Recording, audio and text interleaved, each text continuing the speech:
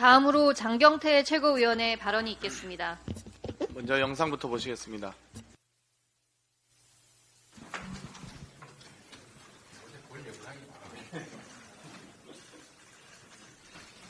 쌍방울그룹이 구속된 안 회장에 따르게 지낼 수 있는 거처를 마련해줬다는 겁니다. 시작은 안부수의 요청이었습니다. 안부수가 이제 안에서 그럼 내가 나가서 있을 집을 가족들하고 있을 집을 추가하고 얘기를 한 거예요. 그러면서 쌍방울 중에다가 얘기를 한 거예요. 비스콘 해줬다는 얘기는 사실이에요? 궁금해요. 그러니까 부모님한테 여쭤봐야 돼요. 쌍방울그룹이 이 집을 얻어준 건 지난해 3월 말. 공교롭게도 안부수 회장은 4월 재판부터 기존의 증언을 뒤집기 시작했습니다. 김성태 회장의 주장과 같이 쌍방울이 북한에 준 800만 달러는 경기도 스마트팜 비용 500만 달러, 이재명 경기도지사의 방북 비용 300만 달러가 맞다고 말을 바꾼 겁니다.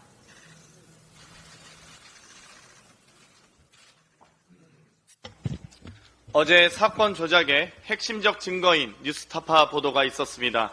연이어 나온 국정원의 비밀 문서와 핵심 측근 및 내부자들 증언만 봐도 이번 쌍방울 사건은 쌍방울 주가 조작 사건임이 명백해지고 있습니다. 이를 감추기 위해 검찰은 주가 조작 관련 증거들은 숨기고 오직 정적 제거를 위해 사건 조작, 진술 회유 등을 버젓이 저지른 것으로 보입니다. 이미 쌍방울 내부자에 따르면 수원지검 영상녹화 조사실에서 김성태, 안부수 등이 수시로 만나 대화를 나눴다고 폭로한 바 있습니다. 또한 이번 영상에서 보듯 해당 내용이 사실이라면 쌍방울은 김성태의 진술과 안부수의 진술을 맞추기 위해 지난해 3월 말 안부수 딸에게 4억 원대 오피스텔을 제공한 것입니다. 금품 매수 정황이 곧바로 진술 번복을 이끌어냅니다. 안부수는 지난 4월 재판부터 북한 측 인사를 만나 이재명 도지사 방북 논의한 적 없다는 기존 진술을 번복했습니다. 진술 번복의 대가성으로 제공했다면 김성태, 안부수 등의 진술을 토대한 이번 판결의 정당성은 심각하게 훼손된 것입니다. 더 중요한 것은 사건의 본질이 바뀐 것입니다. 지난해 5월 수원지법이 쌍방울 김성태와 공범으로 적시됐던 안부수의 1심 판결에서 쌍방울의 대북 송금은 계열사의 주가 상승이 목적이다라고 분명하게 판시하고 있습니다. 그 어디에도 방북 대납 비용이라는 내용은 없었습니다. 같은 수원지법의 판결이 동일 사건에 대해서 지난해와 정반대 판결이 나오면서 누군가는 정치적 판결을 내렸다고 밖에 볼 수 없습니다. 공교롭게도 안부수 1심 판결문은 공개했었는데 이번 1심 수원지법 신진우 부장판사님의 판결문은 비공개 처리됐습니다. 감추는 자가 범인이다라는 말이 떠오릅니다. 김성태는 주가 조작 전력이 있습니다. 쌍방울 대북사업 주가 조작을 언급하는 국정원 문건도 있습니다. 1년 전 안부수 씨의 1심 판결문도 있습니다. 주가 조작 공범 중 한 명은 주가 조작 선고를 받았고 나머지 한 명은 전력이 있는데도 불구하고 혐의를 빼주는 판결이 나온 것입니다. 그런데 이번 판결은 순환 출자 구조를 통한 주가 조작 카르텔 기업을 건실한 기업이라며 증거마저도 둔갑시켰습니다.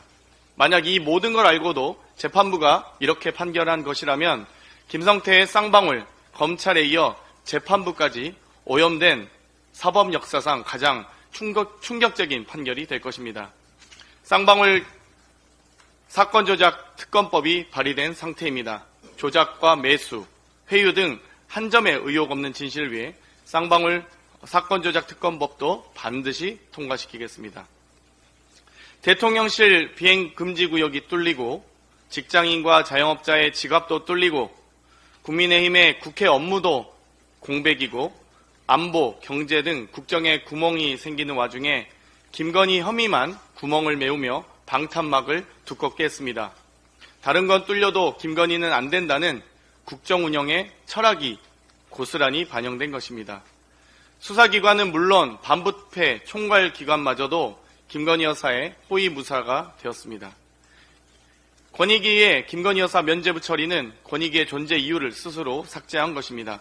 부정부패 타파가 아닌 부정부패 통로를 알려줬고 청탁금지법이 아닌 부정청탁 방법을 알려줬습니다.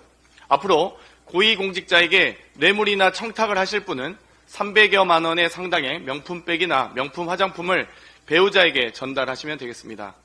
또 그 사실을 알고 나서도 즉시 반환할 필요 없이 언론에 공개되지 않으면 괜찮고 집에 반환용 창고나 만드시기 바랍니다.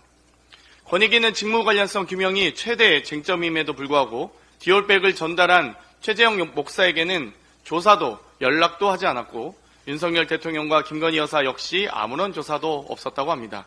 신고자 조사도 3분 전화로 끝냈습니다. 무조사 종결 땡처리, 방탄 땡처리가 되었습니다.